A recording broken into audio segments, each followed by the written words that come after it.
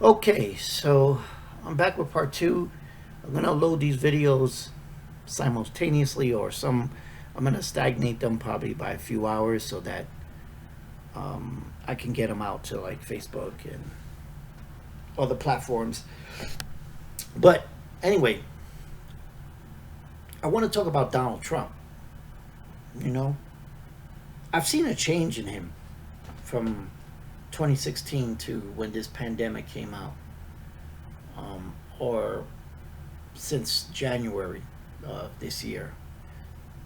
Um, there's been a change, and I don't know if it it has to do with the implications of impeachment, but he ultimately seems to me as a man who's given in, and he is ready for his exit. I believe this is going to be, and I have a strong feeling that this is something that he already worked out. Um, he's probably okay with it. Love of America, all you want, love for the people, um, patriotism. But when there's an America on a decline as far as what our values are, we don't have marriages. We don't believe in our unborn. We are taking away our churches. Um, our moral decay is rapidly exceeding our moral values. I just don't see any way, and he can't stop it. There's no way to stop it. It's a train going 100 miles per hour on a track that's going to bend 90 degrees,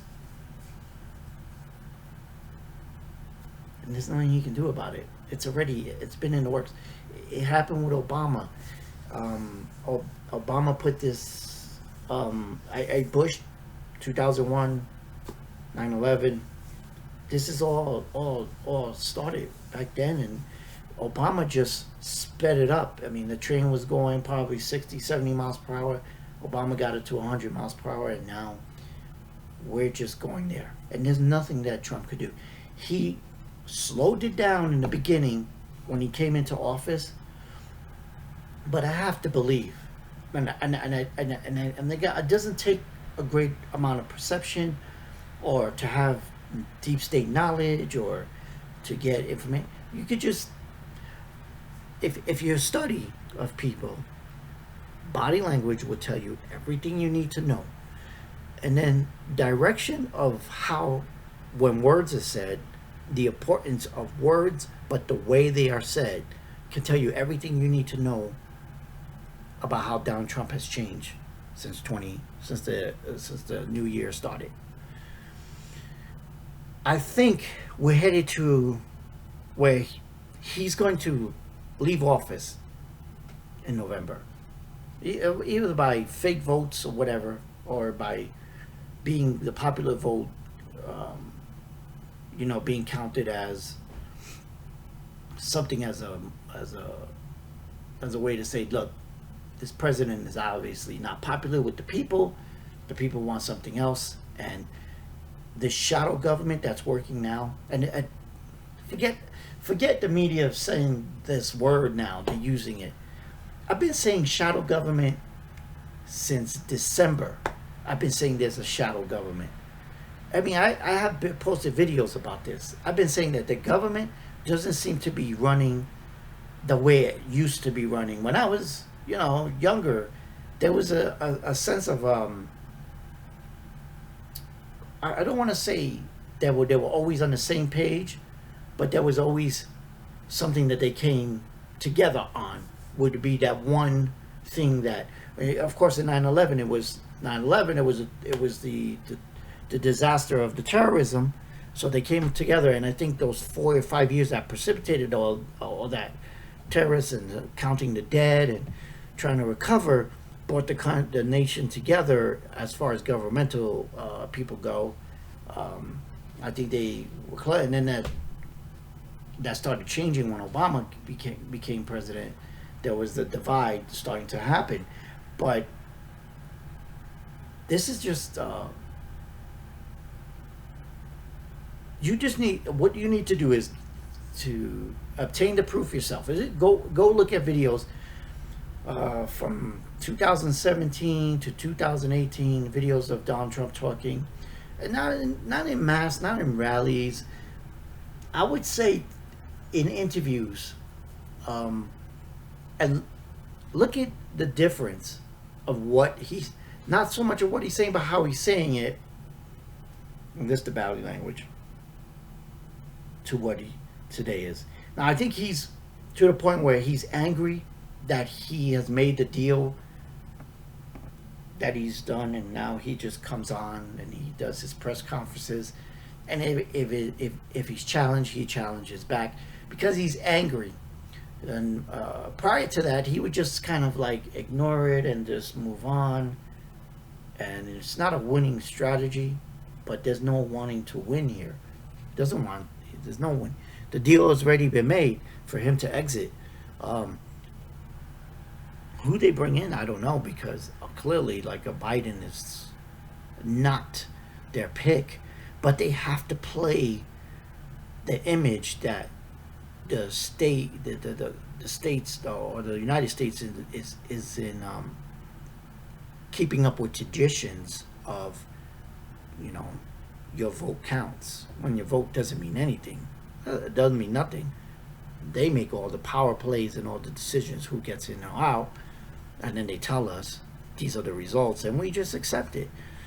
And you know, who really knows what the truth is? But the truth of the matter is, at this point, Biden will not be the president of the United States. It will be someone who they will bring in, and that person is already filling the shoes of the president, probably on a global scale.